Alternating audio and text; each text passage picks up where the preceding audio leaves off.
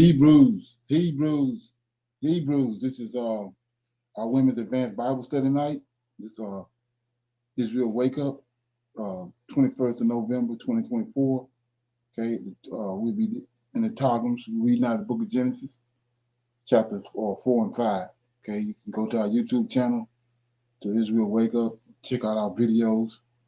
We have over, I think, something like 60 videos or so far that you can look at the videos and examine them and get the meat out of. This is a non-Messianic channel for those that don't know. We deal with the Tanakh and the Torah. Tanakh being the Old Testament, so-called Book of Remembrance, and the Torah is the first 5 books of the Old Testament.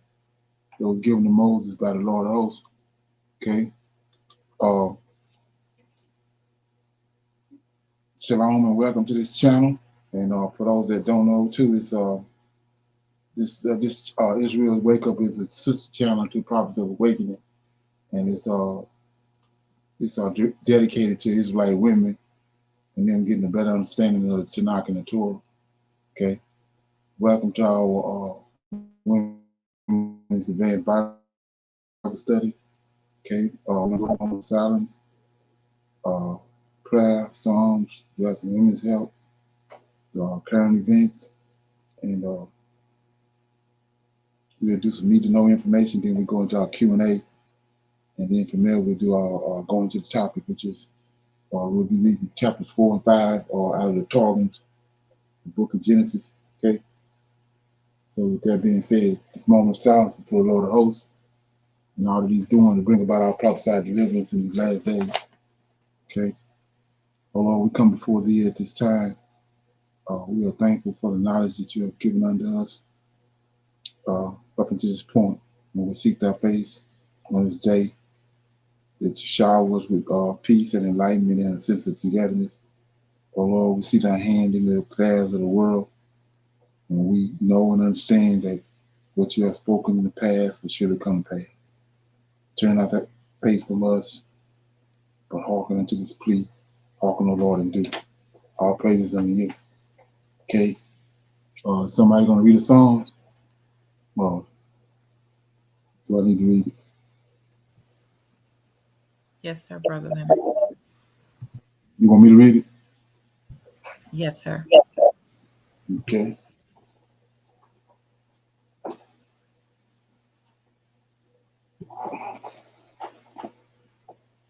Okay.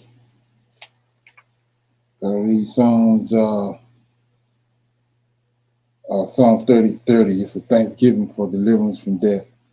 The song dedication to the house is dedicated to the house of David. I will extol thee, O Lord, for thou hast lifted me up and hast not made my foes to rejoice over me. O Lord, my God, I cried unto thee, and thou hast healed me. O Lord, thou hast brought up my soul from the grave. Thou hast kept me alive, that I should go down into the pit. Sing unto the Lord, O ye saints of his, and give thanks unto the remembrance of his holiness. For his anger endureth but a moment. In his favor is life. Weeping may endure for a night, but joy cometh in the morning. And in my prosperity, I said, I shall never be moved. Lord, by thy favor, thou hast made my mountain to stand strong, and thou didst hide thy face when I was troubled. I cried to thee, O Lord, and unto the Lord I made supplication. What profit is there in my blood when I go down into the pit? Shall the dust praise thee? Shall I declare thy truth? Hear, O Lord, and have mercy upon me. Lord, be thou my helper. Thou hast turned for me my mourning into dancing. Thou hast put off my sackcloth and girded me with gladness, to the end that my glory may sing praises unto thee, and not be silent. O Lord my God, I will give thanks unto thee forever. That was Psalms 30. It's Thanksgiving for deliverance from death It's a psalm for David, the house of David. Okay, anybody have any comments on that? Okay, yeah, we know that the Thursday night is Women's Night, so everybody else have to come through YouTube. Okay, we got Women's Health moment. Yes, sir. Shalom, everyone. Please know that the information that is shared is intended for general, informational, and educational purposes only and is not medical advice or recommended treatment. Tonight's discussion is on what is hyssop. Did you know there are a wide variety of plants known by the name hyssop? From hedge hyssop to capers hyssop. However, true hyssop is an edible member of the mint family that's been used for centuries. Compared to other plants known as hyssops, true hyssop is safe to eat and is found in a variety of spice mixes and foods. Hyssop plants look like a smaller form of lavender with spikes of blue flowers. Hyssop is used for digestive and intestinal problems, including liver and gallbladder conditions, intestinal pain, intestinal gas, and loss of appetite. It is also used for respiratory problems, including coughs, the common cold, respiratory infections, and asthma. Other uses include urinary tract infections, poor circulation, and menstrual cramps. Some people use hyssop as a gargle, in baths to cause sweating, and on the skin for treating skin irritations such as burns, bruises, and frostbite. In foods, hyssop oil and extract are used as flavoring. In manufacturing, hyssop oil is used as a fragrance in soaps and cosmetics. Remember that essential oils should never be applied directly to your skin. You will first need to dilute hyssop oil with a carrier oil, such as those made from olive or coconut oil. The Old Testament mentioned hyssop several times, but I'm going to read Exodus chapter 12, verses 21 through 28. Blood on the lintel and post. Verse 21. Then Moses called for all the elders of Israel and said unto them, Draw out and take you a lamb according to your families, and kill the Passover.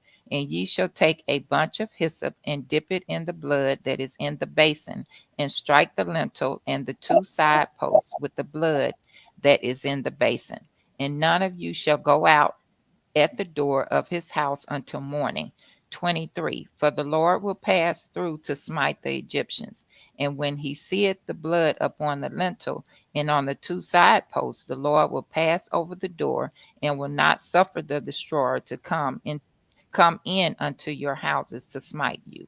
And ye shall observe this thing for an ordinance to thee and to thy sons forever. And it shall come to pass when ye be come to the land which the Lord will give you, according as he hath promised, that ye shall keep this service. 26. And it shall come to pass when your children shall say unto you, What mean ye by this service? That ye shall say, It is the sacrifice of the Lord's Passover, who passed over the houses of the children of Israel in Egypt, when he smote the Egyptians and delivered over houses. And the people bowed the head and worshiped. 28. And the children of Israel went away and did as the Lord had commanded Moses and Aaron. So did they. Tonight's discussion was on what is hyssop, and I read Exodus chapter 12, verses 21 through 28, blood on the lintel and post. Shalom, everyone. Okay, yeah, appreciate that information. While I was listening to that, two things came to mind. The first one was uh, we know it's an angel that came to.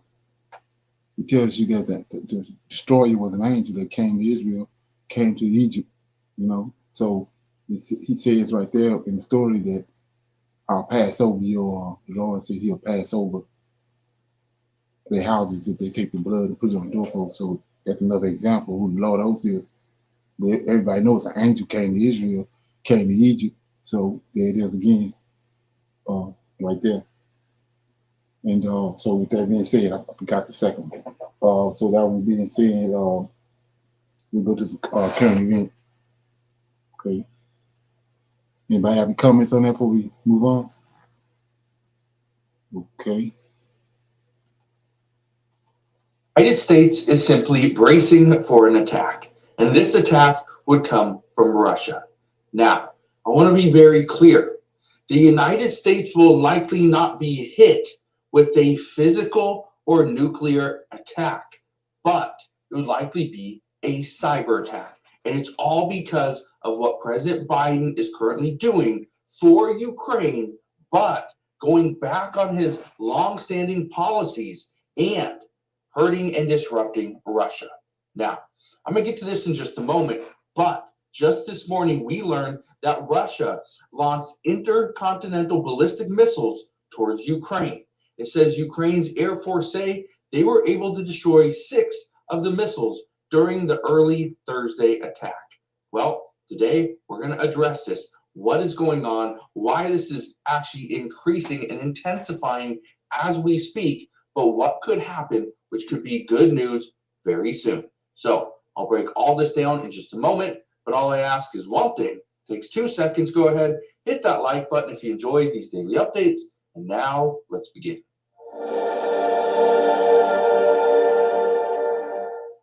So yes, it is true. Russia launched ICBM missiles into Ukraine this morning. Now, this is big. But why did Russia do this? Well, it's actually pretty simple. President Biden just the other day agreed to supply Ukraine with anti-personnel mines. It says the decision is the latest in a series of moves by the US and Russia that have escalated tensions between the two. Russia took on support and help and brought on North Korean troops to the tune of about 10,000 troops. But there are reports that North Korea could easily send another 90 to 100,000 troops to support Russia in this fight. Yeah. But that's what Russia's doing. The United States continues to back Ukraine. But not only the United States, now the UK is involved in this. And this could be devastating. This could be absolutely devastating to millions of people. Here's what we now know. Because of what the United States has allowed Ukraine to do, which is this.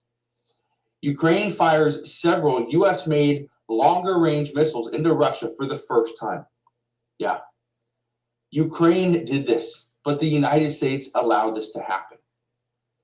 Here's the problem. Russia is now responding with ICBM missiles. According to reports this morning, this could be a very cold winter for the Ukrainian people. They could be without power for weeks or months. It could be freezing in Ukraine. People will die because of hypothermia. That's what they're saying.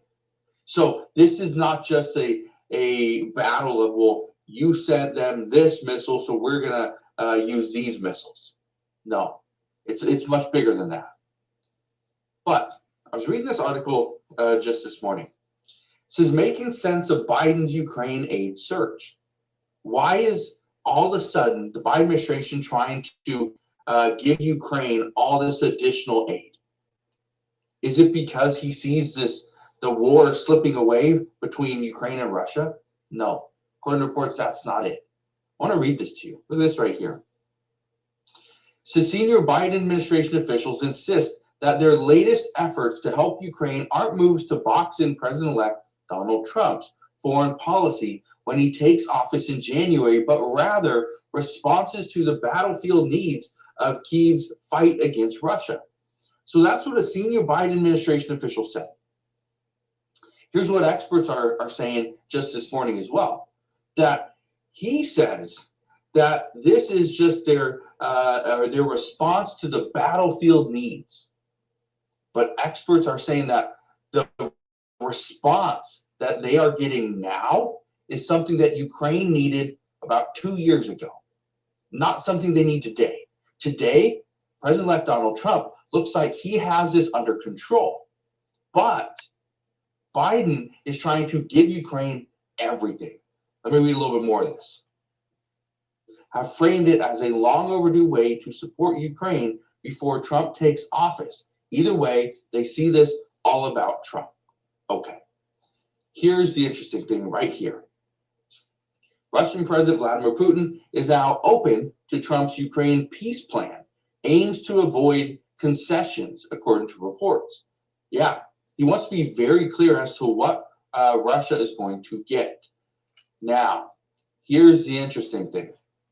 Let's read this really quick, okay? It says, what plan is Trump putting forward to Putin? According to the report, in the first detailed insights into what Russian President Vladimir Putin might accept in a peace deal brokered by U.S. President-elect Donald Trump, 5 current and former Russian officials suggest the Kremlin could broadly agree to freezing the conflict along existing front lines. Now, what exactly does that mean, and how are we going to see this whole thing get impacted? Well, look at this right here. It says 3 of these individuals who spoke on conditions of anonymity due to the sensitive nature of the discussion said there might be room to negotiate over the specific divisions of the eastern Ukrainian regions of Donetsk, Luhansk, that other one, and Kherson. This potential flexibility underscores the complexity of any prospective ceasefire agreement. You can see it right here, okay? This is where everything is really happening. This is Ukraine right here, okay? Now, I want to read you this right here. Is Trump's plan, peace plan, acceptable to Moscow? Says Reuters further reported that 2 officials familiar with Kremlin discussions suggested that Russia might be willing to withdraw from smaller pockets of territory it holds in Ukraine's Kharkiv and Mykolaiv regions located in the north and south, respectively. These potential concessions hint at areas of flexibility in further negotiations, despite Russia's broader territorial claims. Okay, so essentially, what's going to happen is when President-elect Donald Trump steps in, his first day in office, this should be pretty much a done deal. That right now, the European countries are planning to help Ukraine, but it's not going to be enough. According to reports, Ukraine needs the United States to step in and assist them. If we don't, Ukraine will struggle, especially under the support of European countries. Okay. Any comments on that? Anybody seen that or heard anything about it? No comments? Shalom. No, sir, I have not, but he said that Ukraine, could get very cold, right?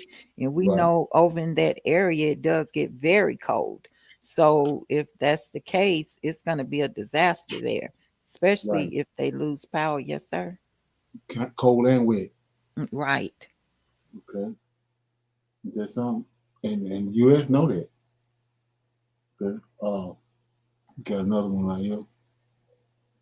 Let me play it. Genuinely serving the interests of their people, or some merely advancing the agendas of foreign powers?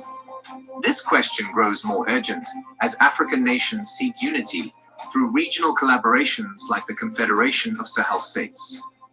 In this context, Burkina Faso's President Ibrahim Traoré recently made headlines by rejecting 2 West African countries from joining the Sahel Confederation, sparking debates about their alignment with Western interests.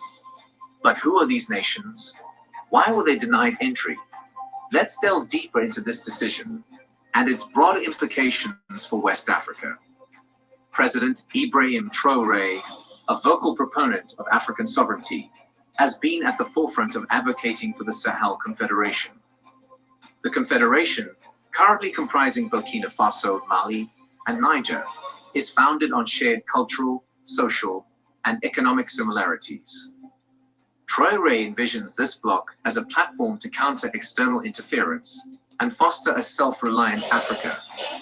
His recent announcement outlined the principles governing membership, emphasizing that only nations with comparable developmental stages, cultural ties, and a commitment to independence from external exploitation could join.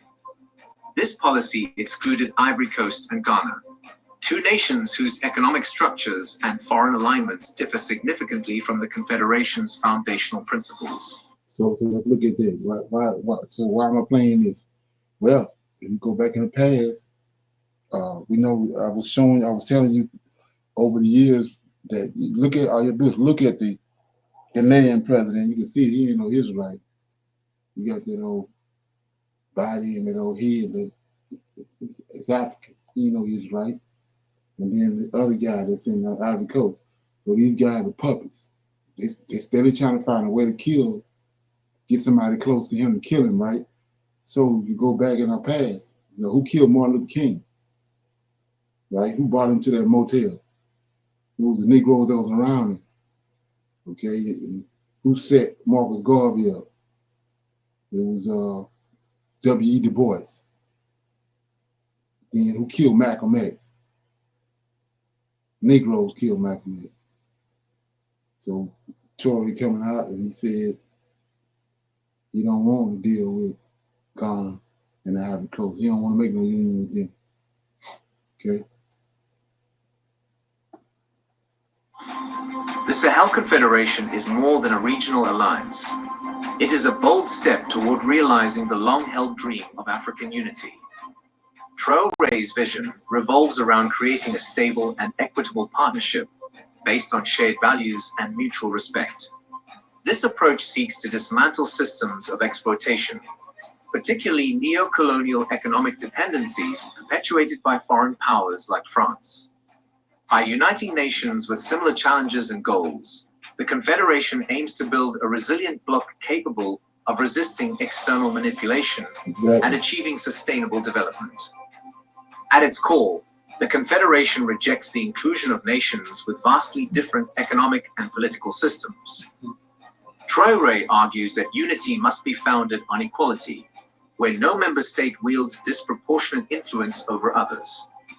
By excluding countries like Ivory Coast and Ghana, which have deeper economic ties with Western powers and differing development trajectories, the Confederation ensures that its policies remain untainted by external pressures.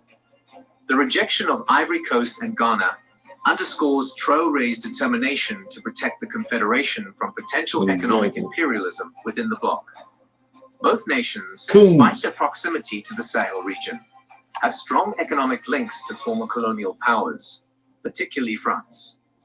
Their inclusion could risk introducing unequal power dynamics and undermining the bloc's anti-colonial stance.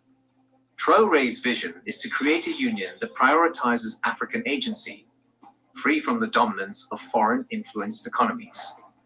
This decision also reflects a critique of nations that continue to permit. So, like I was saying, a lot of people probably don't know these things, or they're not thinking like that. They don't see it, but one dude, one man, the Most High used one man and shut down Egypt.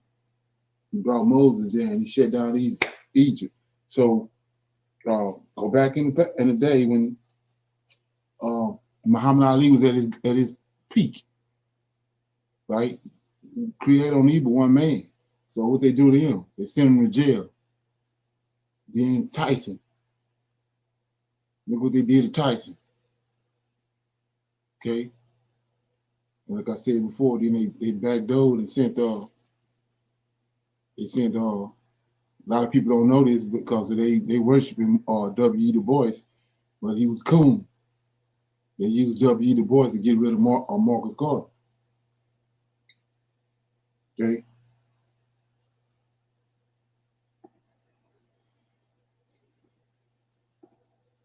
External exploitation.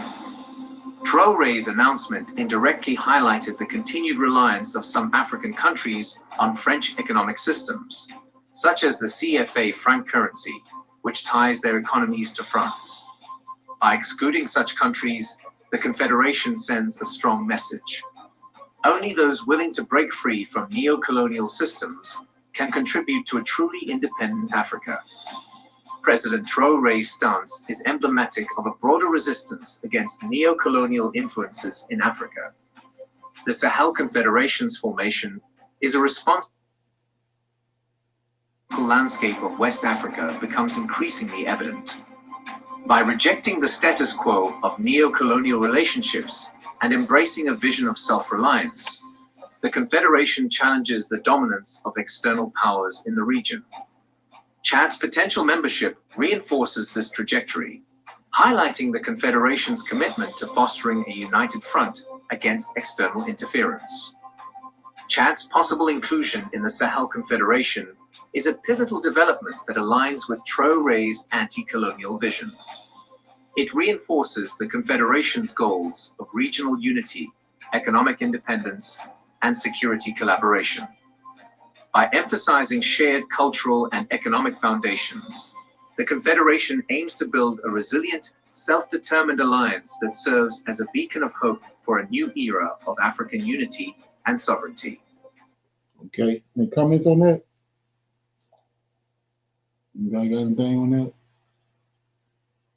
Yeah, so like I said, this guy, he refused to deal with the Canadian president and the president of the Ivory Coast. So if you don't know them people, like I said, you can get a hard lesson tonight. Like, just go look at them.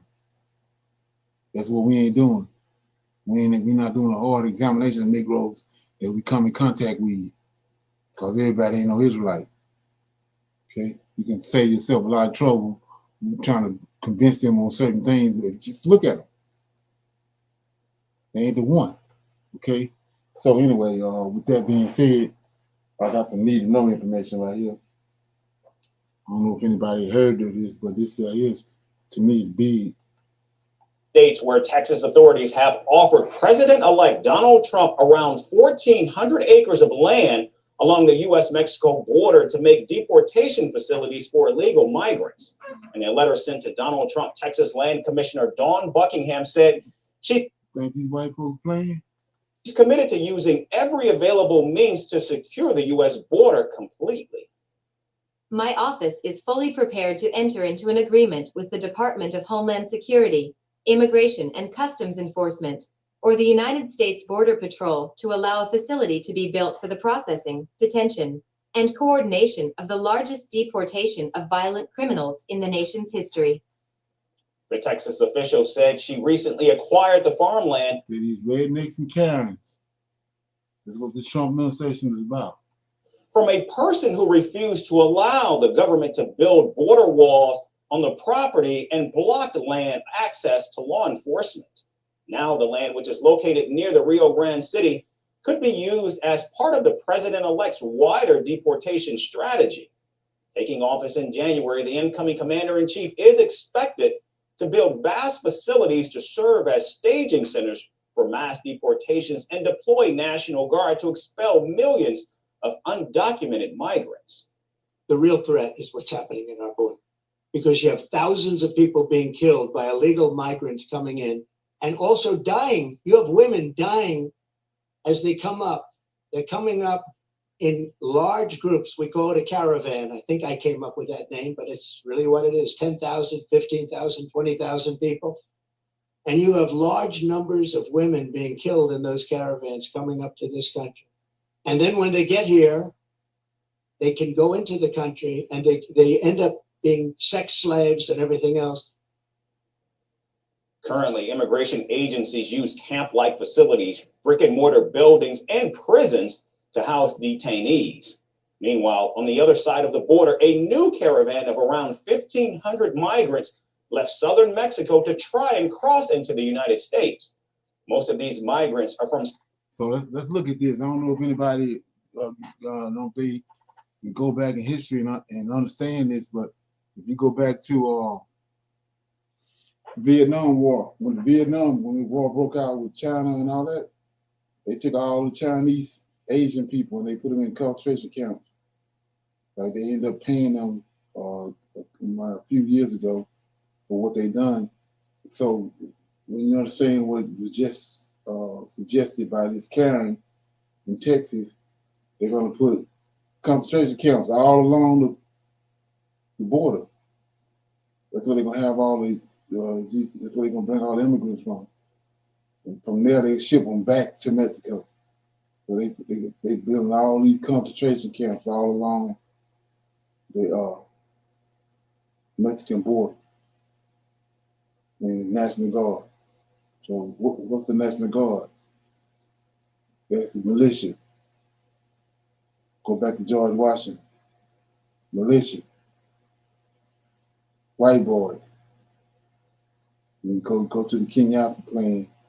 They tells you that they're gonna be able to round everybody up in 10 hours, and they're gonna deputize the militia.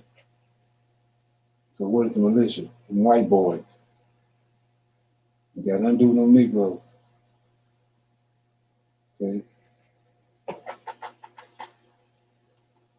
Central and South America who fear Donald Trump's return to the White House will tighten U.S. border security and limit asylum. Well, we're afraid that we might not be able to pass because of Trump. We trust in God because he is first and is the God who can do everything, the God of the impossible. And we go with high expectations, right? I don't know. We have to wait. Yeah, remember what Pastor Manning said? That video I got it on record. Yeah, you're gonna round all us up and you're gonna ship us out of here. Okay, remember that. Wait, we have to keep walking. We have to wait for him to become president and decide what to do with. We are all waiting for his answer, whether he will let us cross into his country or he will deport us to Venezuela. The migrants hope the U.S. Customs and Border Protection Program will continue to operate after Donald Trump's inauguration. The president-elect has vowed, however, to end the CBP program, which has brought some degree of relief to asylum seekers along the U.S.-Mexico border. We are very afraid because supposedly they're going to start closing CBP-1 appointments. So many of us are very afraid. We ask the government of the United States to help us because there is a lot of need in our countries. Violence, extortion, various reasons. We know that Mexico also has problems, but we ask our Mexican brothers to support us, to give us free transit, and everyone can support us with beans, with tortillas, whatever, because we can support each other. And now, with just 2 months before Donald Trump's inauguration, it seems like the president-elect's stricter immigration policies could eventually crush the hopes of millions of migrants outside and inside U.S. territory. Okay. Any comments? Questions? Shalom. The more and more I keep hearing about the different things that they are talking about, what they want to do, and all of this and that, the building of the internment camps or the internment camps coming back. Oh, it's and all of us here on this call understand that this is just about fear mongering and trying to rally certain people together to find some kind of commonality among themselves. What are the reasons why I don't think that this is going to be a long-term effective plan? Is because one thing no one is talking about is the reason why these people are coming to this country and staying because there is a need that they are fulfilling. You round up all of these people and you so-called deport them. First of all, then who's going to meet the need that they have been providing since they've been coming into this country illegally? That's question number one. And number two is the quiet part of this plan is to, like they keep saying, killing thousands of people, which isn't true. um, the plan is to villainize these people in order to strip their rights away from them, in order to imprison them, and then force them to work as part of the punishment for coming in this country illegally. That's not going to be sustainable, nor is it going to be effective. I mean, I just think that this idea of building a unsustainable plan based on hatred and fear is it's going to backfire on them. But that's just my opinion. Okay. Yeah. Shalom. Okay. I'm also in agreement with you, Sister Tasha, because how long it's going to take him to build it. Just like he wanted the wall to be built. He spent, they spent so much money and no progress on this wall that he campaigned on when he was in coming up for the first term. And then these migrants that illegal alien that he wants to deport back. Ukraine came in with thousands of people here. And then they took the ones, the mayor or the governor from Texas, he sent thousands out to various parts, New York, Chicago, all these other areas. And how they're going to round them up? Are they just talking about the ones right near the border? Because how are they going to round all these people up? And who's willing to go and say, okay, I don't have my card or what have you? Then they were speaking on the women who had children that they were not, they didn't have their green card yet, but they had children. So their children being born here in America is citizens, but they're not. So what they're going to do with the people who still have the children here and they are still not citizens of the United States? It's just too, like you said, fear mongering, too far fetched that this stuff is going to get done. But in the meantime, draw out the people who do not like the people, and they will have their own way of getting people to come to Texas to get to that deporting station. Like the truck drivers, they were willing to go on strike just to have something done about the immigrants coming over. It's just a lot to handle in one session of talking, like he said. Then he mentioned the women. Oh, the women, like he's wanting to protect the women that's coming over here. Right. And then that saying is, they can come, but the men who's going to attack them are the same people that's in the caravan? No. Right. So it's just a lot of talk just to be heard. Like he said, he made up the word, or he invented the word caravan. It was done before he was even born. So I don't understand him. Again, a lot of talk. Right. Exactly. So I'm gonna go in on this, go into the rabbit hole. So when Rebecca was pregnant, right? We went into the Jasher, and Rebecca was pregnant, and she had serious problems with her pregnancy. So she was asking all the women around there, they had those problems that she had, and they said no. So when we go look at the story, we know that Rebecca had she had twins. She had Jacob and she had Esau in her womb, right? Right? Yes. Mm-hmm.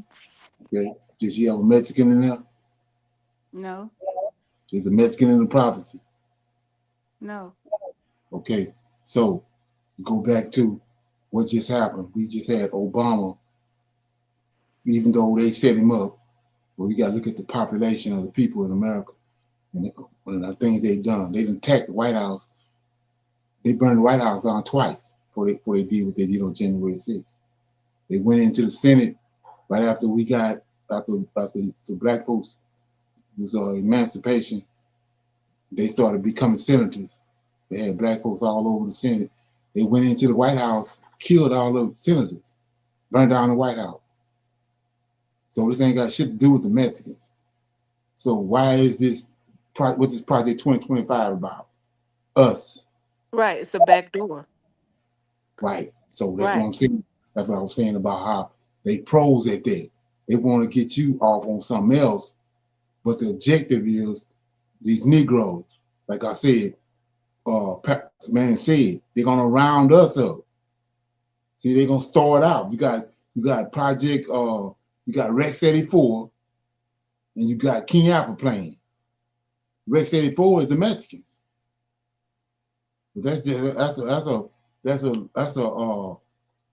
uh, what they call he left hand. He using the left hand to fool you, but he coming to the Negroes. That's what it's all about. Like I was saying, go back to and look at what's happening all over America. The reason why they came up with this Project 25. Um, Everybody should know about Deion Sanders, what he did. He had three sons. He started out at Jackson State. He ended up at Colorado State. And now he's a superhero, super coach. Negroes weren't supposed to be coaches. He's a super coach. He got three sons there with him. Now we got my man Ray Lewis. He Right. becoming a coach. So they see same thing you see with Tory. See how all them people they flocking to Tory. That's what they cutting off. They using these Mexicans as a Decoy. yeah, as a decoy. It's going when it's all over with when it come to a head, they're gonna come for us. That's what the objective is. And so you For say, sure. what you talking about? That's prophecy. Right. So, Shalom. So I think that I'm actually encouraged by that though, right, because exactly. but Exactly. one of the right, because one of the things that we have all been pondering is, we know that God is going to redeem us and Mm-hmm. save us. The question, I think, just from a humanistic point of view, is how is that going to come to pass, right? How what are going to be the actual linchpin that starts this whole thing? And now we're beginning to see that plan. They're going to attempt to do all of these things, but I feel and I trust my God that all of that is going to backfire on them, Oh and yeah, it's exactly. going to become the pathway by which we leave. Right. It was something Cheryl said, and now I forgot my point about it, but Cheryl had said something about how you know I forgot what it was, but it was a good point, and I wanted to speak on it. But it's just I'm just seeing all of this unfold, but not to the detriment that they think that it's going to be. Again, they're digging a hole; they're going to end up falling in it, and it's going to Right. be three times worse for them. But to me, it's coming. It's revealing a pathway of salvation to me. Exactly. That's what it is. And it's right upon us. That's what I'm saying. And so we got so many people. You got to look at this deception and just start yesterday. The New Testament. They can't. Negroes can't see the significance of what's going on in West Africa, the Negro land, all that because they've been brainwashed with the New Testament. They don't see them people over there, Tory and all them as Israelites. Right. And then you got all these Negroes out and about. Well, what never no slave ships. America is our homeland. Them Edomites too. The Edomites Right. got them doing that. Right. So all those are like I was saying before. When people don't understand about these people, they got they got men that pros that coming in. They can go into a country and upend that country and bring about chaos, like they say a coup. They did it with Gaddafi. They did it with the whole Middle East. That Constantly somewhere doing it else. in Haiti. Yeah, they pros at it, and that's what Right. people don't understand. And it's the only way they can do it is we've been programmed to listen to them. That's how they're able to do it because you sitting there listening to them. Right. So the thing what we see happening now, they getting it. I don't know if anybody been looking at it, but they got videos all over YouTube that since Trump won, these white folks, these Karens and all them, they didn't quadruple, and they coming up against black folks in the streets and in the restaurants and in the at the gas station. They getting emboldened and coming up against them, and they Hmm. getting beat down. Right. They Well, getting their ass whooped because it ain't the same party. right. I, I think the other thing that's interesting to me about this, the more and more they talk, this master plan of the Project 2025. and people jumping on the bandwagon saying, yes, we're going to get our country back and all this kind of stuff. They are revealing the desperation and the desperation of them trying to hold on to what is never ever going to come back. Even, it's just, Right. for me, it's just the environment and all of the very specific things that came together to make what happened 400 years ago possible and sustainable for as long as it was no longer exist. So they're going to Right. go harder. They're going to go harder. Right. They're going to try to be meaner. They're going to be crueler to try to bring it back. And what they don't realize, what I see just as plain as I see uh, my hand in front of my face, Right. is that that is going to backfire on them Right. because their intention is to harm. And whenever that you do that against God's people, it always comes back on you twofold. And because they've had a party for 400 years or 500 years, they don't realize that. Right. So on that note, while we there, I want to go back on something I keep on saying over and over again. I think a lot of it don't really. Some of it register, but it don't really register.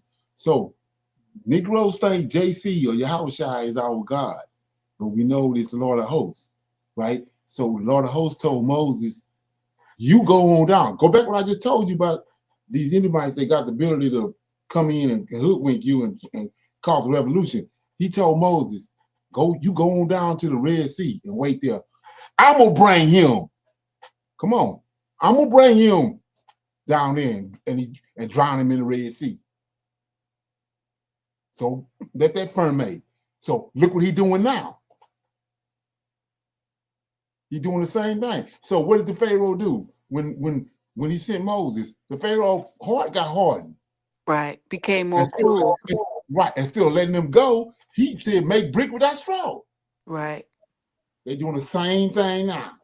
But Right. who's behind it?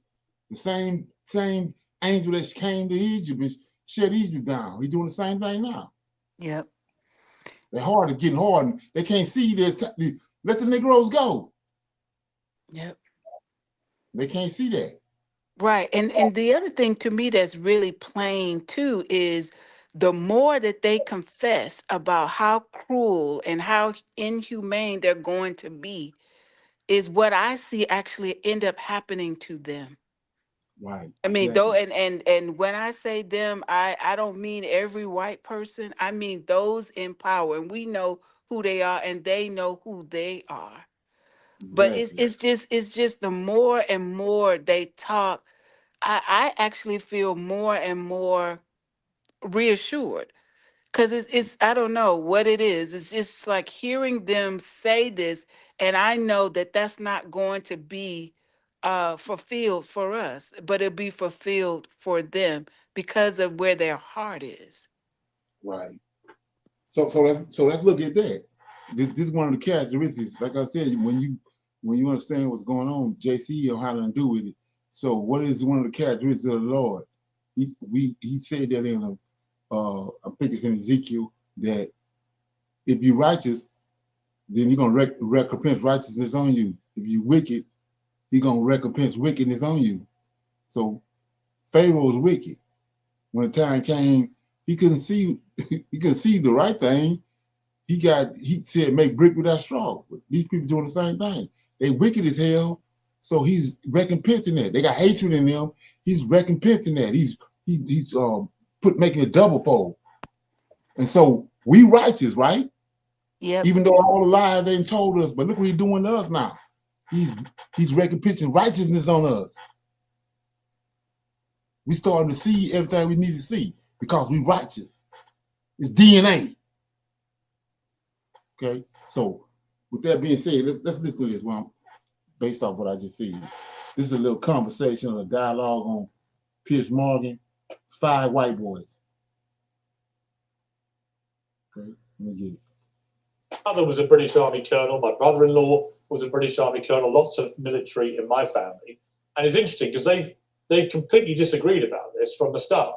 I've taken a view of being very pro-Ukraine's right to defend itself against what I viewed as an illegal invasion of a sovereign democratic European country, and that everything that's followed since is in that context. But it's interesting because my brother, for example, would say it's not a war that Ukraine can win. That Russia, with its superior power, was never going to lose this war.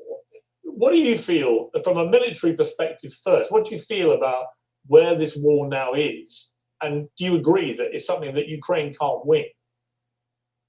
This is called a Shishibo cube, and let me show you what it does. So remember the known world back in the day during the time of David and all that, it was Well, listen, so everything that happened, you go back to, like I said, what Melchizedek mean. You had Adam was Melchizedek. When he passed Seth, Canaan. So you had this Melchizedek man, this righteous man from our lineage that was he the one was spreading the Most High knowledge over the earth. So whatever when anybody the pagans, the heathens was trying to figure out anything had to do with current events, world events, they had to include Israel. These nut buckets ain't got it. They're not including Israel. Listen to this conversation. First of all, I think it's important to understand that two things can be right at the same time. It is certainly the case that a sovereign nation has the right and the ability to defend itself if attacked. But I've written a number of pieces for Wall Street Journal. This is what he's talking about when he says he's being disrespected continuously, every day, all day. 3 months after the war started, I said this is going to turn out to be a stalemate. So in many ways, I think it's inevitable that our policy, the United States policy, was give them just enough to fight, but not enough to win, is exactly what got us into this position right now. Despite what's happened in the last week with President Biden and his team dumping more equipment in there, I don't think this is a winnable war. If you define winning by President Zelensky's old standard, which is retake and restore territorial integrity, take back Crimea, and make Russia pay for this war. If that's the definition of victory, there's not a chance that Zelensky can win this war. And before I go to the others, this argument, which I know some of them will put forward, that basically Ukraine brought this on themselves, and that it was the encroachment, as Russia saw it, the encroachment of NATO, which was then going to include Ukraine, and that they had no choice but to defend themselves against this NATO encroachment. What do you say to that argument? Well, what I'd say is that's been the great debate over NATO enlargement since 1991. At that time, when Secretary James Baker agreed with Genscher that there would not be any eastward expansion. We must understand that Russia has as much paranoia about foreign forces creeping up to their borders as the United States does. The only difference is that we've had that doctrine, the Monroe Doctrine, since 1807. That we did in 1939. What should America do in that position, given that Poland's part of NATO? Again, that would be suicidal for Russia because Poland is part of NATO, and then that would. But what should America do?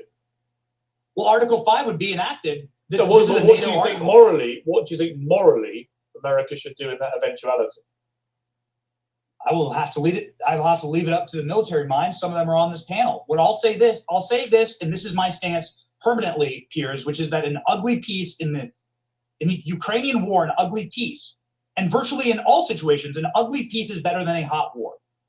Okay, I mean, I find it strange that you wouldn't say, obviously, you've got to kick him out of Poland. Let me go to Jake Bro, U.S. Well, that's what Article 5 would be. Article 5 would be an attack. No, I know what would happen. I know what's supposed to happen. I was curious what your moral view of it is, given what you said earlier. Jake Bro, U.S. Air Force veteran, thank you for your service. Obviously, I know you don't agree here.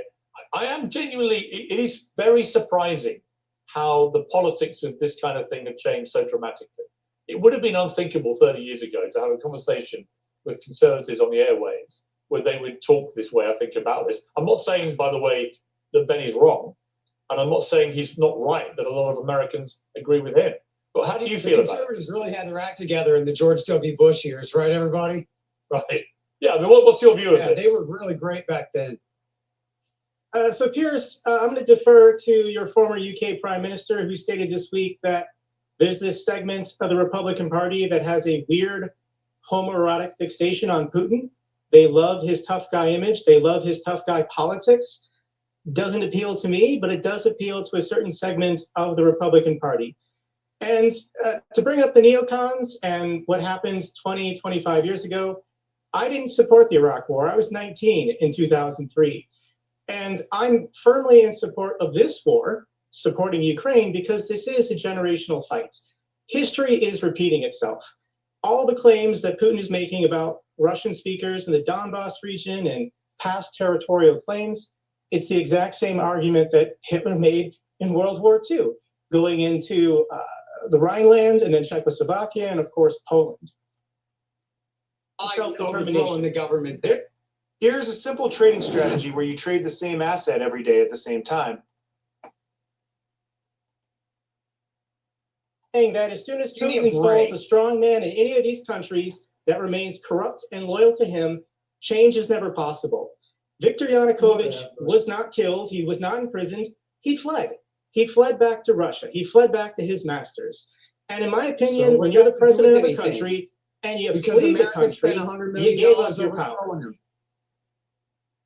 Look, man. Okay, so I'm being serious here. I genuinely want to understand the conspiracy that the United States is behind the color revolutions of these Soviet you never heard of a National Endowment for Democracy, huh? When Russia invaded, why did we offer them a ride?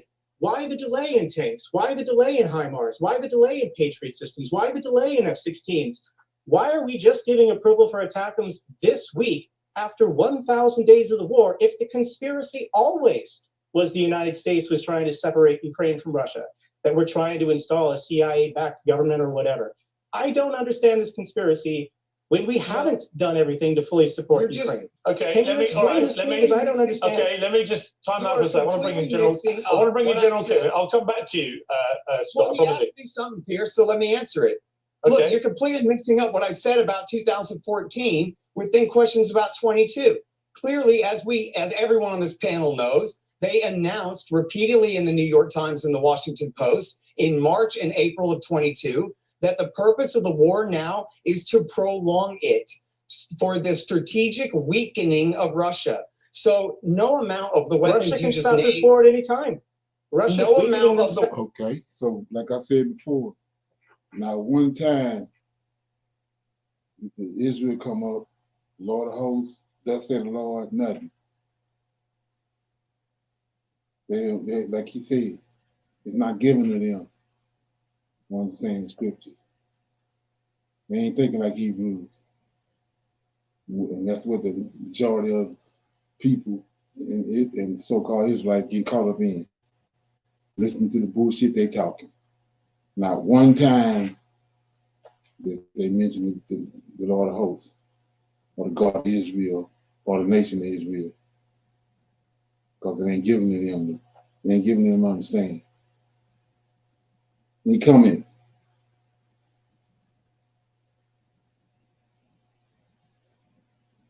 No comments?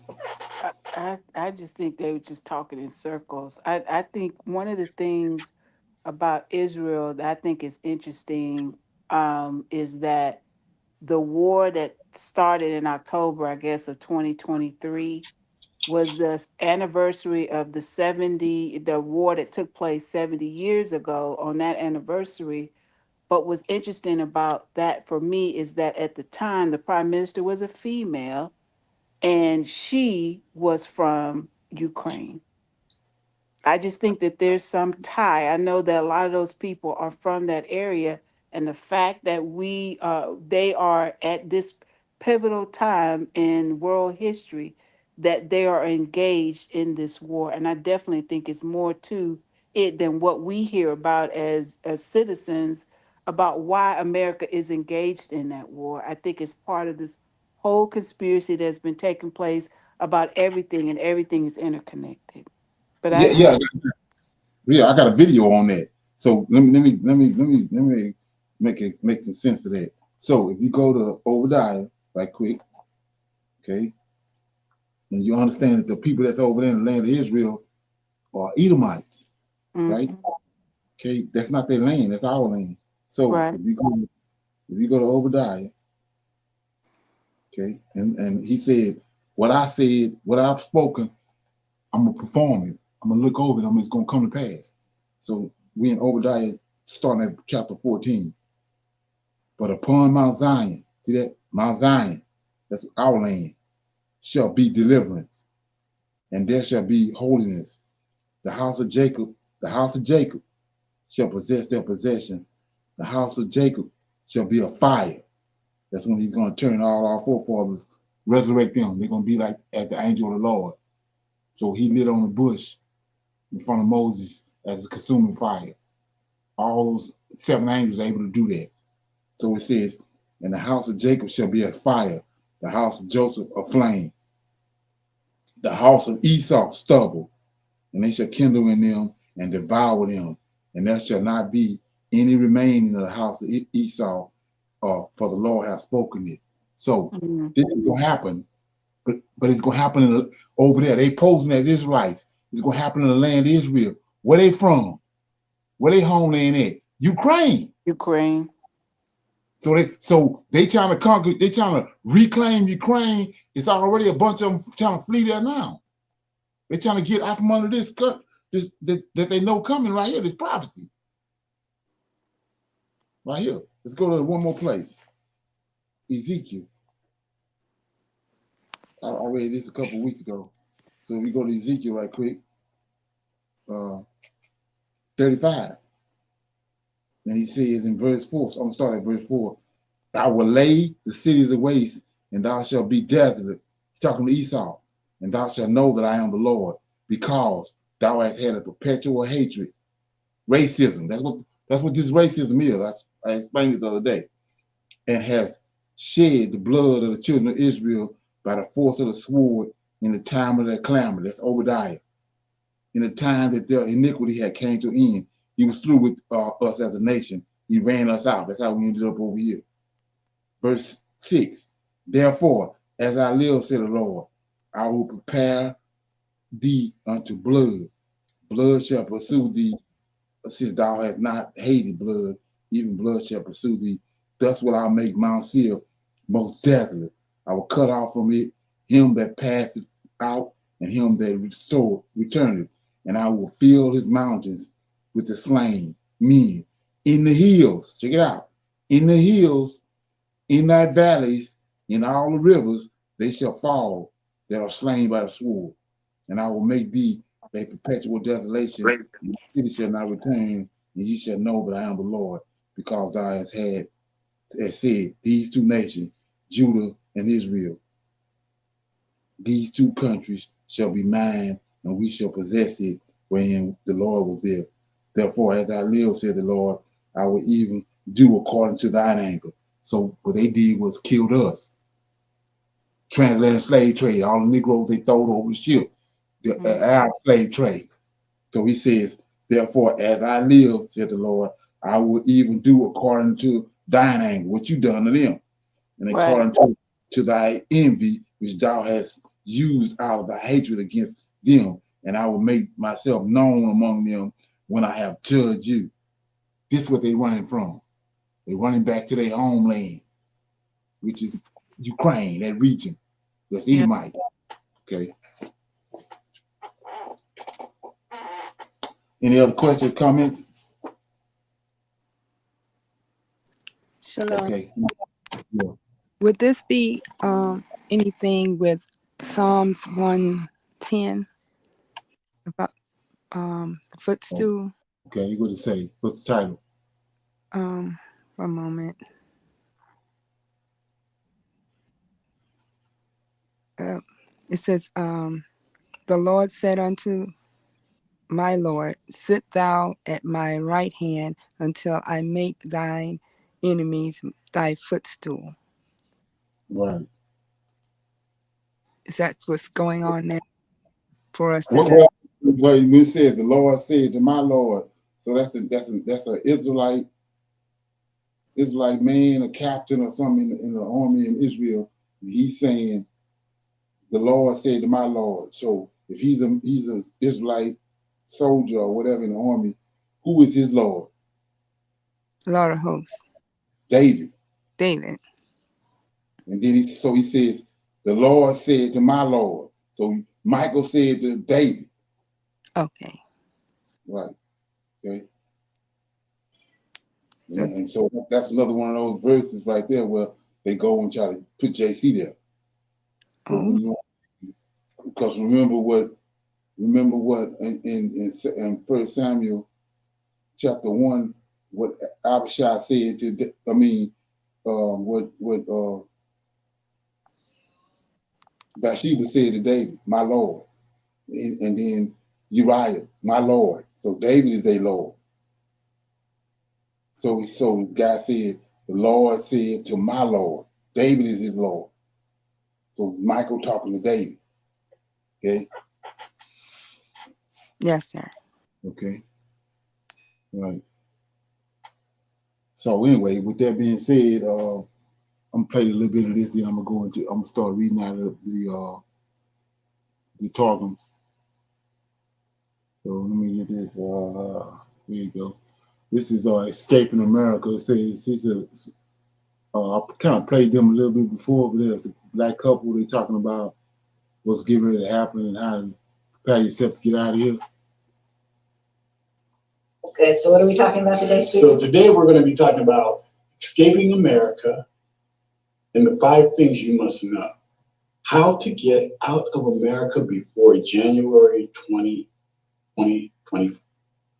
How to get out before the inauguration, y'all. All right, y'all ready? Y'all ready? But first, if you are new to our channel, then you might not know. Back in 2018, Rick and I got a wake-up call. We were looking at our money and it looked crazy.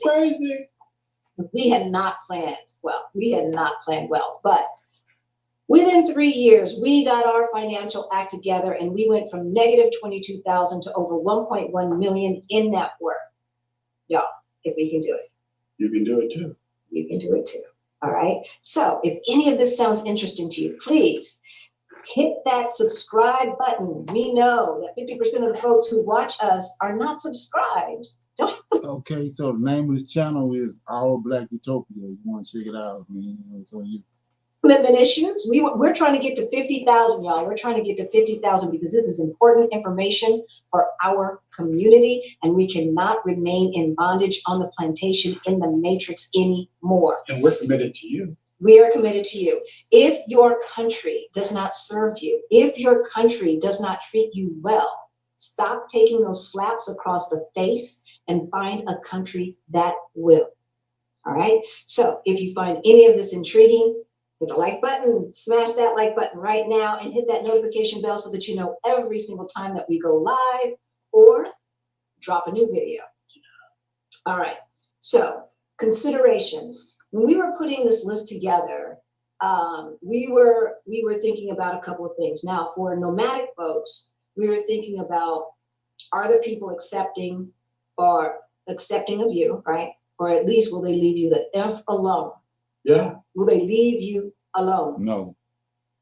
And then we think about, what's the cost of living? Yeah, cost of living is always important. Additional considerations were brought into focus when we're talking about looking at all of these places that you will be traveling to, but which place do you want to stay long term? So for long-term stays, do they have a stable government? Are they a banking hub? Okay, can you trust their banks? What are the chances of them getting involved in a military or trade war? What is the tax scheme? And is there a pathway to a passport? So before we go on to remote work, let's see who's in the chat and say hello. Hey, hey. I know CK was one of the first ones from Cali. Yep. I know there's been a lot of people talking about, how do I move to a blue state? So are you seeking a new income?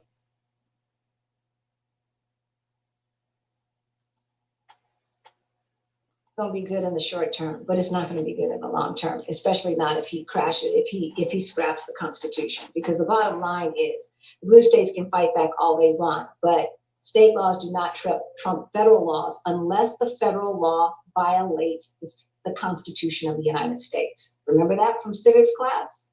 So if he scraps it, he can do whatever he wants. He can do whatever he wants.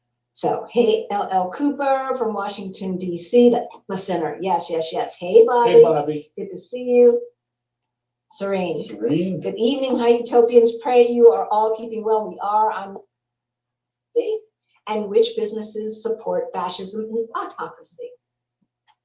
Because that's where we're at. Quit buying them Teslas, y'all. Quit buying them damn Teslas. Quit buying them damn Teslas. I'm sorry. I'm sorry. Get you a Chinese electric vehicle. Exactly. Exactly. Or Japanese. Or Japanese. I thought you guys said 2 years emergency fund. Is that correct? We're talking about getting out before January 20th, CK. So this is for we say 2 years emergency fund because that's what we needed to feel comfortable. Understanding that we retired earlier and we did not fully fire. FIRE stands for Financial Independence Retire Early. We are Coast-Fi, which means that we are still depending upon income from someplace else. I want to remind somebody right quick while we're listening to this. We just talked about, he told them to take the blood and strike it on the doorposts, on the lintels, and then it said that, then he said, make the bread. One of the things they do when they keeping the Passover, when they was keeping it, was they had to make their bread with no yeast in it, right? So yeast causes the bread to rise, right? Why make it fluffy. So why did they make the bread without no yeast in it? Because when they left in a hurry. They left on the fly. So remember that. Here's the deal, y'all. We're depending upon Social Security. They're talking about cutting Social Security tremendously. Tremendously.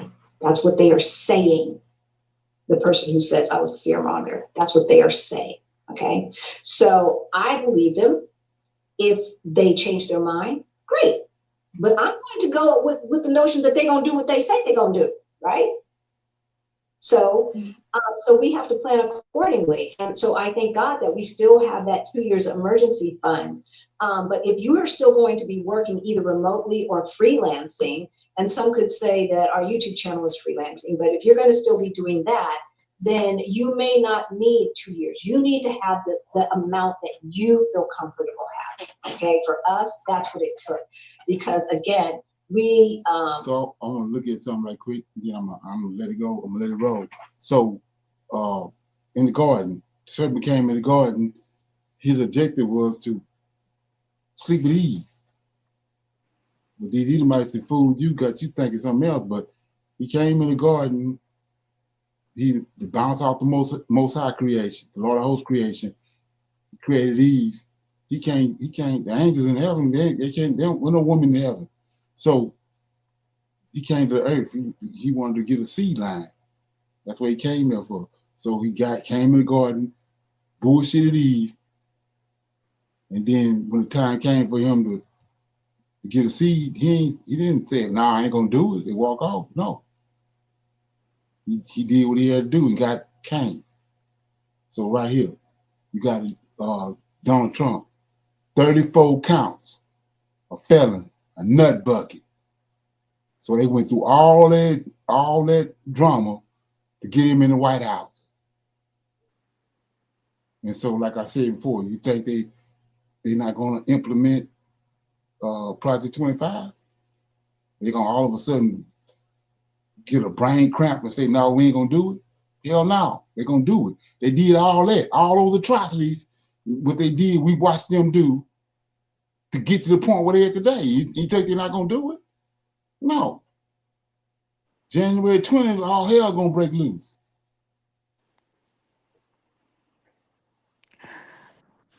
Shalom. Right? Shalom, I do believe that they believe that they're somehow going to retain or revive the old South, but Right. on a national level. I really do believe that they Accountability. think that. But my issue is, and even listening to the people, the man and woman that's talking on the video, and then maybe I'm idealistic, but they seem to be trying to navigate how they're going to prepare based on worldly things Yeah. and Right. not a spiritual. They're not talking about it from a spiritual standpoint, and my problem with that is, you're contingent on the fact that you're going to be able to take your $1.2 million Right. out of the Exactly. bank and be able to put. You're not going to be able to do that. and and Exactly. and, and so I think one of the problems and one of the reasons why we may even be on this in this predicament that we're in, although we're coming out of it, has been this mindset that somehow we can be able to save ourselves. Right. I think that yes, we have a part and we have a responsibility, and we're going to do and should do those things that make sense. But then there's a part of all of this that depends on faith and our God, and trying to figure out what it takes to be obedient and coming together as a nation. When I listen to them, I it comes to mind the individualistic mindset of the West. This is what I need to do for myself. I'm going to save myself. I don't think me being my idea of being a Israelite and trying to return my to my God about me saving myself. It's about Right. us trying to come together collectively. But it's just a Right. thought I was Right. having. Right. Right. Right. So like I was saying before, people don't understand the fact of Christianity and JC. Negroes thinking that way because of they gave us JC. So look what they did with Malcolm X. They don't know the Lord of hosts. They don't know what he done in Egypt. That's who came to Egypt. So they thinking that some leader or like just for example, let's look at the definition of Pan Africanism. They think that Pan Africanism they're gonna come to all of it's got to come to all the black folks got to come together that came from Africa and for us to get released.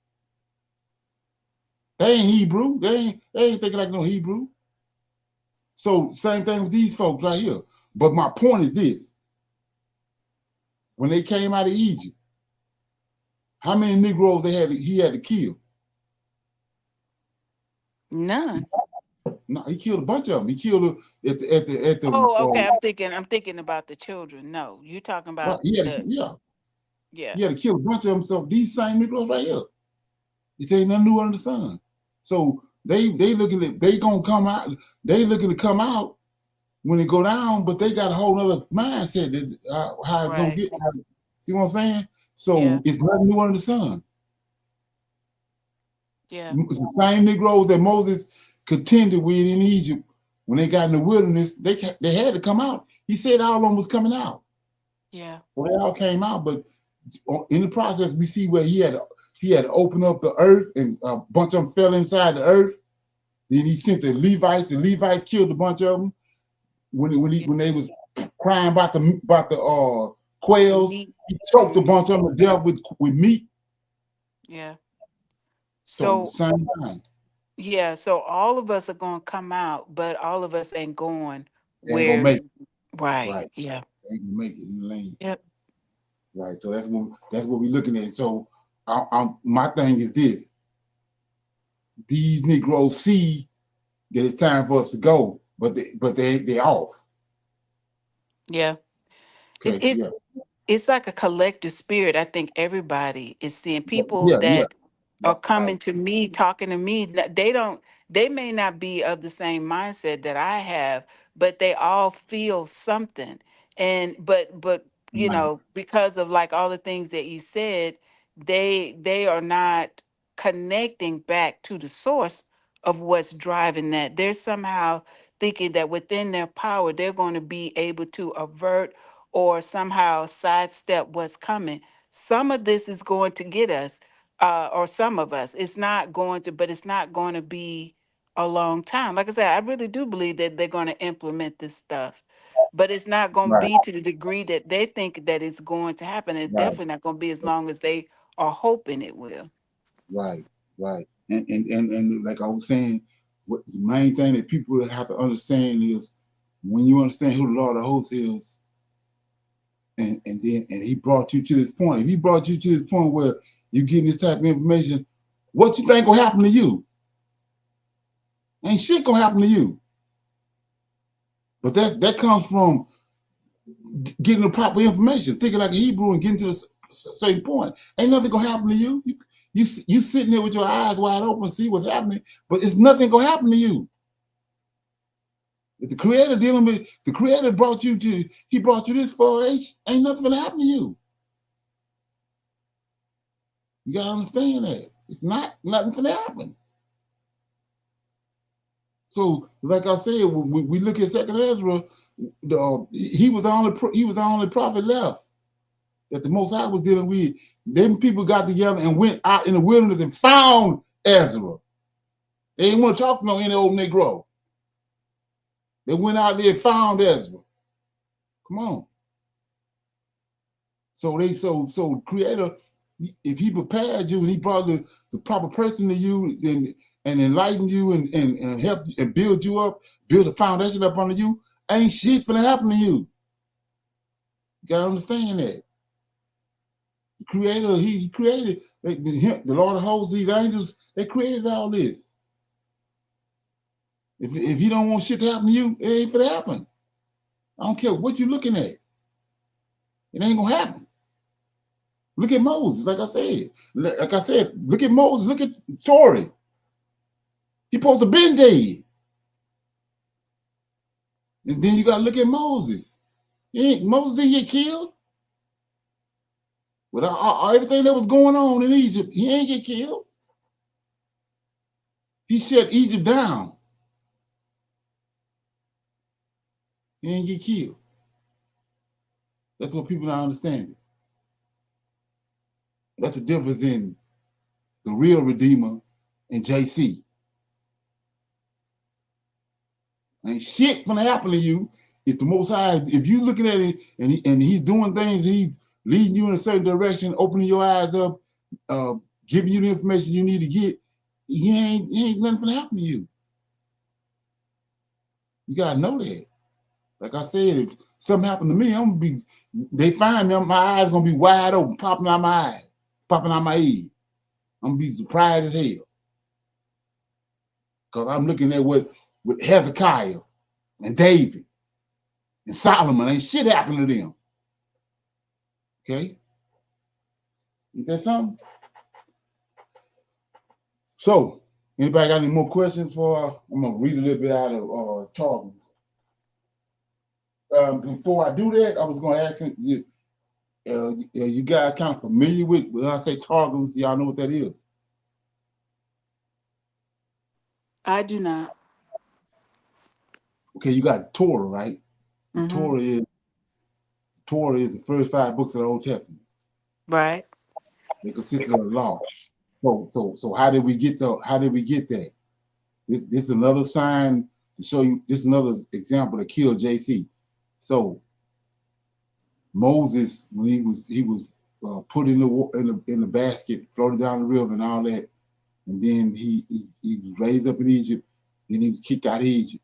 All that was orchestrated by the Lord of hosts, and he ended up at the mountain where the Lord of hosts was at. So the Lord of hosts gave Moses. That's why they call them the first 5 books. They call them the books of Moses, the first 5 books of Moses. The Lord of hosts, the angel, gave Moses the history of the world before he came on the earth. Before he came. When he was up on the mountain for the 40 days and 40 nights, the angel of the Lord of hosts, Michael, gave him the history of everything that happened up until his point, till he came on the earth. That's what the Torah is, the first 5 books. So they didn't finagle this and throw it off and got you, like I said, put all these white images on it, gave you JC, he white, all that. So they subverted it. But the Targums is the first 5 books of the Old Testament, but they coming from an earlier version before King James got a hold to it and used Sir Francis Bacon and twisted it. That's what the Targums is. The Targums is just like the Torah is, the first 5 books, but it's from an earlier version. It got a different understanding to it, different take. And that's like I said, Genesis, Exodus, Deuteronomy, Leviticus, thinking Joshua, first 5 books. That information was dictated to Moses by the Lord of hosts on the mountain. That's how we got the Torah. And like I said before, when you understand that, that's the whole thing behind JC. JC, the law. The law is the Torah. The Torah is the law. JC came and said that the law was done away with. Right. See what I'm saying? So you gotta when you understand these little things like this, you see how crazy the New Testament is. It also underscores the idea that these are 2 different gods. Exactly. 2 very different gods. The mannerisms, their characteristics are totally different. The way in which they move and operate, Yeah, exactly. it is 2 totally different things. And then I'm gonna say this too, that one of the things I've been thinking about lately is the idea of Christianity and the manifestation of the people who profess themselves to be Christian, Right. exactly who they are. If you are worshiping a pagan god or a god that is not our God, the real true God, and his purpose or intent is to deceive, to bring about destruction for everybody that you know to bring about destruction to people who that he knows that what I'm trying to say is they are just like what we know Jesus to be, which is the Antichrist or a Right. manifestation of that, and they Right. act just like him. They double talkers, Right. they're Right. hypocrites, they're murderers, they're thieves, and if they can't convert you, they will kill you. That's Exactly. exactly who they are. That's who they are. And then but you have to be in a certain place to see that. Like I was saying about something as simple as the gymnasium. The gymnasium is abomination to the Most High. But now we that's how we come up. In high school, we in the gymnasium. That's what they done. They was naked in those gymnasium. They the one was lusting after their bodies and working on their bodies and all that. Now they got us doing that. That's what the Creator told us. I'm gonna cast you out amongst them, and you're gonna pick up their ways. So now we in the gym. We in the gymnasium. We going to watch games, sports games, and all that. Yeah, like the Romans. Like the Romans, yeah. But we don't see none of that. We throw it off of that. And then he said, don't dwell amongst them. We all in the gymnasium, all in the schoolhouse, all college sports, NFL, the ABA, all that shit. We all that's the B system. It's a They distraction. they waiting on. They waiting on that, but we're in the midst of it. Okay? Yeah. So I'm in Genesis chapter 4. I'm gonna read chapter 4. Maybe if I have enough time, I'll read 5. So it says, this is out of the Targums. And the man knew Eve, his wife, and she became pregnant and bore Cain and said, I have obtained a man from the eternal. And she again bore his brother Abel, and Abel was a feeder of sheep, but Cain was a tiller of the ground. And in the process of time, it came to pass that Cain brought the fruit of the ground and oblation unto the Lord, to the eternal. And Abel, he also brought the firstborn of his flock and of the fat thereof. And the eternal had regard unto Abel and his oblations, but unto Cain and until his oblation, he had no regard. And Cain was very wrong. So let's look at this right quick. This what I went in on this on a couple of videos back in the day, but let's look at this. So, what's the oblation? Anybody know what an oblation is?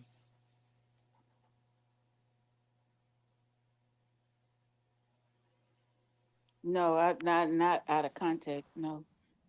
Okay, so if you go back to when we was kicked out of the land, the Most High said that the Antichrist, when he come, he's gonna shut the temple down, and he's gonna stop the oblations. So what's the oblation? In the morning, they make a sacrifice. Huh? Yeah, I was saying prayer, but you said sacrifices. Okay. Right. So in the morning, yeah, offering. Right. Right. Say in the morning, they make an oblation to the Lord, recognize him. Like I was just saying, them 5 white boys on the conversation, none of them reference the Lord of hosts. But so in the morning, they made an oblation to him. At noon, they made an oblation to him. And in the evening, they made 3 oblations to him. They sacrificed these animals on the throne, on the altar to him 3 times a day. The Antichrist, which was Antioch Epiphanes, stopped that. Mm-hmm. That's not happening right now. But my point is this: way back here, let's look at it. Way back here, it says, in the process of time, it came to pass.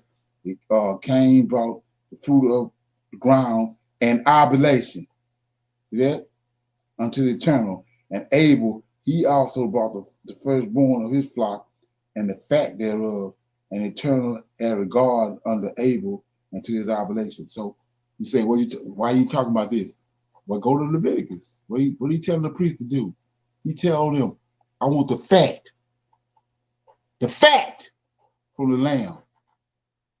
And he tell them, he's showing them where it's at. It's on the hinder parts of the lamb behind his his legs, his thighs. He said, that's what I want. So my point is this: if we trying to get the Lord God, we trying to get the God of Israel to come back to us, get the fat of the lamb and put it on the altar. Shit, you're gonna find out who it is. So let's look at it. He says, and in the process of time, it came to pass that Cain brought forth the fruit of the ground and oblation. Cain, he brought the fruit of the ground as an oblation unto the eternal. And Abel, he also brought forth of his flock the fat. See that? So you want to know who the Lord of hosts is? Like I said, with a real God of Israel stand up. So it says, and he brought forth the firstborn of his flock and the fat thereof. And Eternal had regard unto Abel and unto his oblation, because he got the fat. But unto Cain, unto his oblation, he had no regard. And Cain was very wroth, and his face fell. And Eternal said unto Cain, wherefore art thou wroth? And wherefore is thy face fallen? Is not thus if thou amended there is forgiveness, and if thou doest not mend, sin crouches at the door. Now let's look at JC. Back where I just showed you. The Most High, he stood up on his toes when Abel brought the fat of the lamb. So now go to JC. What JC telling you? Don't give him no fat of the lamb. That's all done away with. Come on. See that? Mm-hmm. These Edomites, it ain't JC. When you see JC, that person, the image or that person that gave you, that's not him. Just like Israel is, the whole nation of Israel is the son. JC is the whole nation of the Edomites. They the ones concocted that. And they telling you, don't make no oblations, because what the oblation gonna do? With the fat of the clean animals and the fat, that's gonna bring him. Well, they telling you don't do that. Don't that's over with. That's done away with.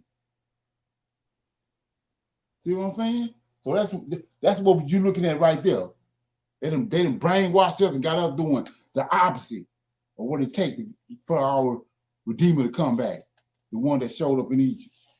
So anyway, I'm gonna read a little more. I'm just gonna read chapter 4. So it says, and the interest, and unto thee is the longing. Nevertheless, thou may have ruled over it. And Cain said unto Abel his brother, and it came to pass when they were in the field that Cain rose up against Abel his brother, slew him. And Eternal said unto Cain, where is Abel thy brother? And he said, I know not. Am I my brother's keeper? And he said, what hast thou done? The voice of thy brother blood crieth unto thee from the ground. So let's look at this today. Ain't that what Esau done to his brother? Mm-hmm. Where Jacob at? So what did he say? I don't know where he at. But you know what you done. Come on. Yeah. See that? And now, cursed be thou from the ground, which have opened her mouth to take thy brother's blood from thy hand. When thou tillest the ground, it shall not continue to give unto thee her strength. A vagabond and a wanderer shall thou be in the earth.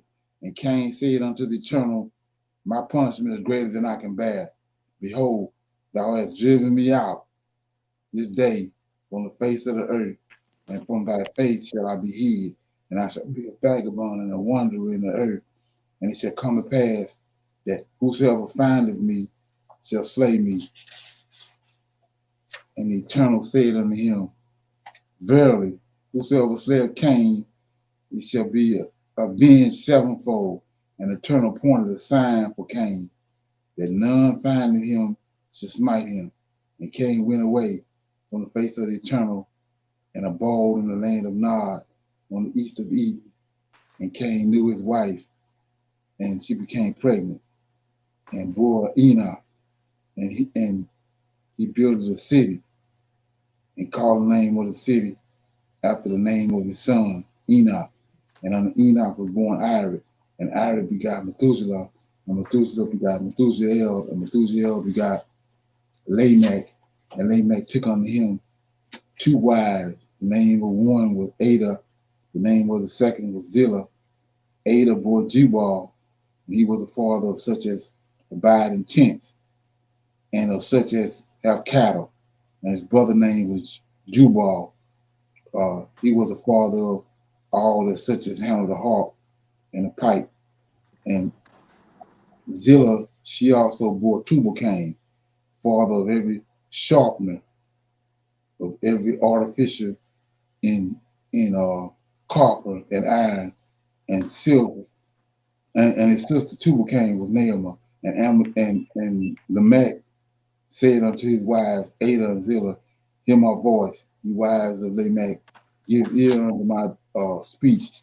Now that I can slay a man by the wound of mine, and a child by the stripe of mine. If Cain be avenged sevenfold, truly Lamech 70 times sevenfold. And Adam knew his wife, and she bore a son, called his name Seth. And for God said, she hath appointed me another seed instead of Abel, for Cain slew him, and to him also there were born a son, and he called his name Enoch. Then it began to call idols by the name of the Eternal. Okay, so that was chapter 4. Any comments? Anything stick out, ring a bell, anybody? Why are there 2 Enochs? Cain got a son called Enoch, and then Adam got a son called Enoch. Way back then, this side of JC, So way back then, the Lucifer, Samuel, he started duplicating what the Most High was doing way back then. So let's look at it. Go ahead. I was just going to ask a question. So, but from hearing that, Cain named his son Enoch first. Yeah, his firstborn son was Enoch. Mm-hmm. And then Seth was born later, and Right. and through his seed he had an Enoch, Right. right? Which one Exactly. came first? So the serpent started way back, duplicating everything the Most High do. Like I said, Right. you got the Old Testament. Cain descendants created the New Testament. Got it. It's Hmm. duplicated. Everything they've done is duplication. Yeah. Right. So it says right here, I'm gonna read again. It says, Lamech took unto him 2 wives. We all went over this, right? These 2 daughters of Lamech. So Cain, Noah's daddy name is Lamech. So it's 2 Lamechs, Mm. right? So this Cain Lamech right here. Lamech Hmm. took unto him 2 wives. The name of his one was Ada, name of the other is Zillah. These 2 girls right here is out of Canaan lineage, out of Adam's lineage.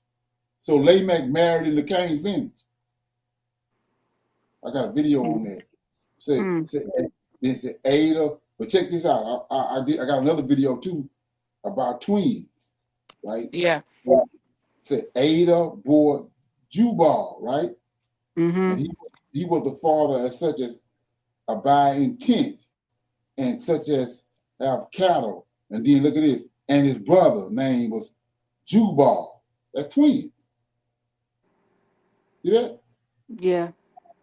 Okay. And he was the father of such as handle harps and the pipe. And Zillah, she also bore Tubal-Cain and the father of every sharpener. See that? So that's not what it say in the King James. Sharpener. Sharpener, what are you doing? Sharpen the metal. If you sitting there sharpening the metal, what you gonna do with it? Hunt and kill. There you go. And every artificial copper and iron, and the sister of Tubal-Cain was Naamah. And Lamech said unto his wives, Ada and Zillah, hear my voice, ye wives of Lamech. Give ear unto my speech, that I could slay a man that by the wound of mine, and a child by the stripes of mine. If Cain be avenged sevenfold, truly Lamech. It's not the Lamech, it's not Noah's father. Lamech 70 times 7. And Adam knew his wife. This is the point I want to make right here. And Adam knew his wife again, and she bore a son, called his name Seth. Now check it out. This is how we know Cain ain't none of Noah's son. And so he bore a son, called his name Seth, for God said, she have appointed me another seed instead of Abel. See that? Mm-hmm. See that? They go back to Genesis chapter 3. He says, I'm going to put enmity between thy seed and her seed. Okay? So he says, for God said, she have appointed me another seed instead of Abel. For God slew him, and to Seth, and to him also there was born a son, and he called his name Enos. Then began, check it out. Then began, I don't know if y'all dealing with these scriptures like this, but it says, then it began to call idols. See that? Then began to call idols by the name of the eternal. Ain't that what Jesus is? We calling Jesus, he an idol by the name of the Yahweh. See that? Mm. Then it was beginning to call idols. That's abomination. By the name of the eternal. So now let's go before we close out. We go to King James, show you what King James say. So it says, Genesis chapter 4, I think it is. Yeah. Chapter 4 says, let me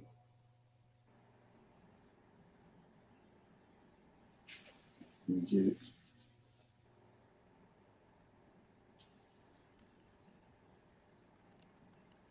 Yeah, says this is King James 25. Adam knew his wife Eve. It's Genesis 4 and 25 in King James. Adam knew his wife Eve again, and she bore a son, called his name Seth. But God said, she have appointed me another seed instead of Abel, whom Cain slew. Did 26. and to self. To him also there were born a son, and he called his name Enos. Then began men to call upon the name of the Lord. See how they look with it? They got you thinking that when Enoch was born, they start calling on the Lord of hosts. But it tells you over here that, let me read it again, then we'll close out. He says over here in the Targums, verse says, let me see where I'm started. Say, for God said, she have appointed me another seed instead of Abel. For Cain slew him, and to self, to him also there were born a son, and he called his name Enos. Then it would begin to call idols, just the opposite. Idols by the name of eternal. Okay. So, like I said before, let me do it again one more time. So you got 5 books. You got 1, 2, 3, 4, and 5. Here we go. See these books? 5 of them. You got volume 1, 2, and 3.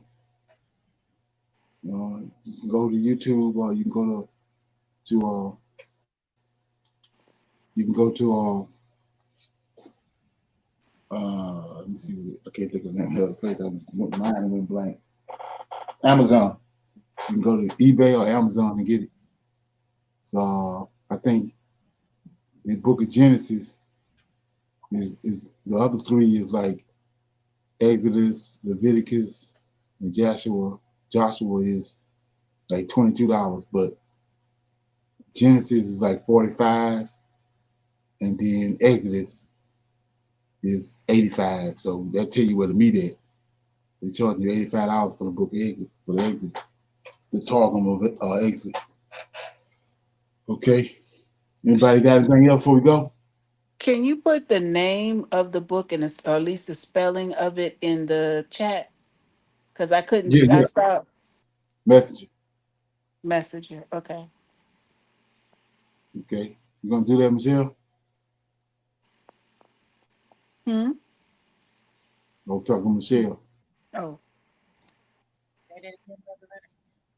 You gonna put the title of that book in the Messenger. Messenger? Oh, yes, sir, I can. Okay. Yeah, it's 5 of them. You got 1, 2, 3, 4, and 5. Genesis. I don't think Genesis have a 1 on it, but I know Deuteronomy has 2. Exodus got 2. Then the rest of them got 2, 3, 4, and 5. But the first one, Genesis, don't have a number on it. Okay. So with that being said, I'm gonna see y'all for the Shabbat, because we have the men's line tomorrow.